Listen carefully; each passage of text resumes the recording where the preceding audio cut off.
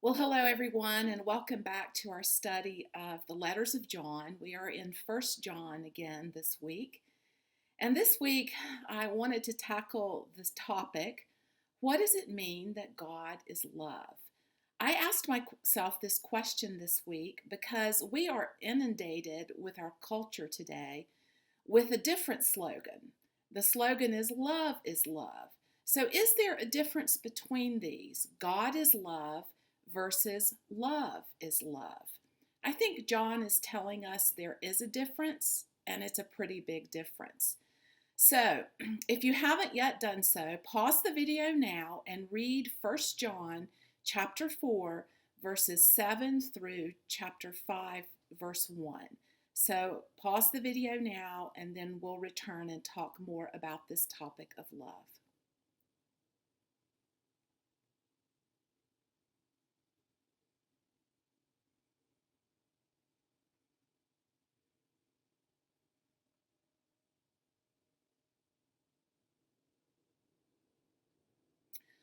All right, so you've now had a chance to read our passage for this week.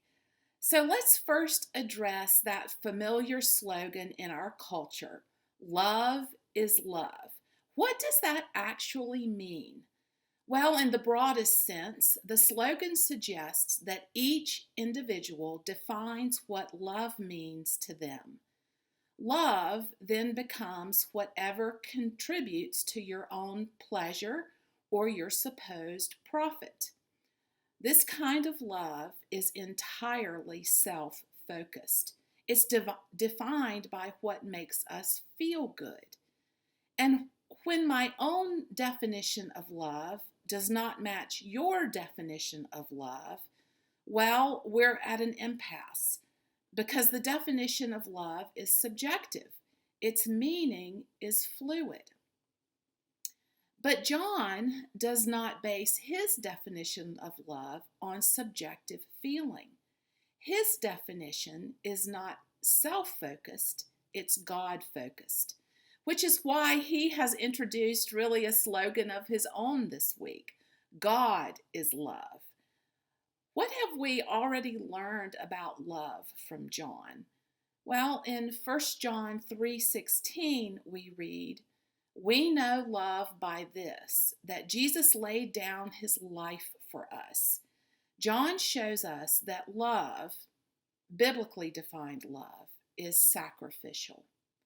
And in our passage this week, we learned from 1 John 4, verse 7, that love is from God.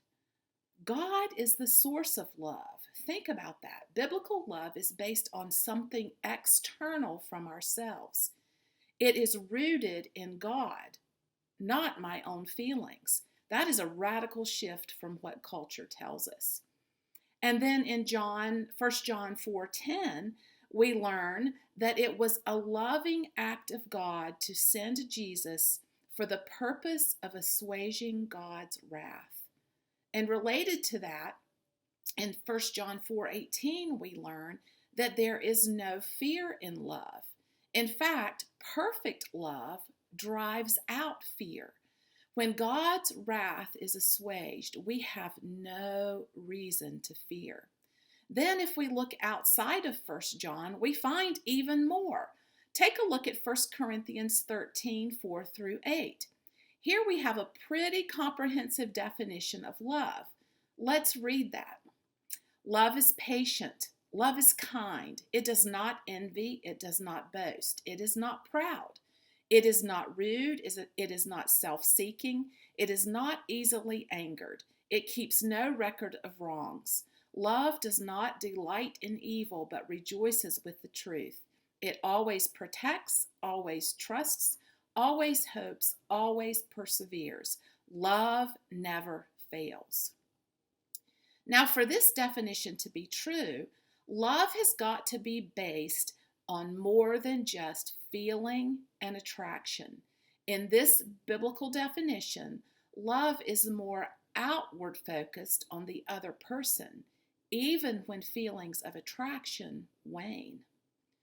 The biblical view of love is that love can exist apart from our own personal feelings. Think about it. There are no hormones or attractions needed to obey the command to love your neighbor as yourself. In other words, we choose to love. That is, we commit ourselves to act in the best interests of other people, even when they don't deserve it. Culturally, we hear all the time, I fell in love, as if it were some accidental process. But from a biblical perspective, we don't find too many people, if any at all, falling into patience or self control or kindness, do we? Biblical love is not accidental, it is a choice. So we can never fall out of love either. So let's take a look at what we've learned so far. If we do kind of a side by side comparison between what culture tells us and what John is telling us, this is what it might look like. Under the Love is Love heading, the individual defines love. But under God is love, God defines love. Under cultural's definition of love, love is defined as what brings me pleasure or profit. But a biblical definition of love says that love is defined by self-sacrifice and upholding the best interest of the other person. Culturally, love is subjective. Its definition changes based on the person, their likes, and their dislikes. However, from a biblical perspective, love is objective. It is well defined, and that definition doesn't change. It's based in truth. And finally, culturally, love is entirely based on feelings because love is an act of attraction. But biblically, love can exist in spite of feelings because love is an act of the will. We must understand the radical differences between the way our culture defines love and the way God defines love. It's the only way we can love others in the way that John is instructing us to love. The biblical definition of love is almost the exact opposite of the cultural definition of love. I think that's why John can say that the world will be able to identify us by our love. When we love the biblical way, we will stick out like a sore thumb.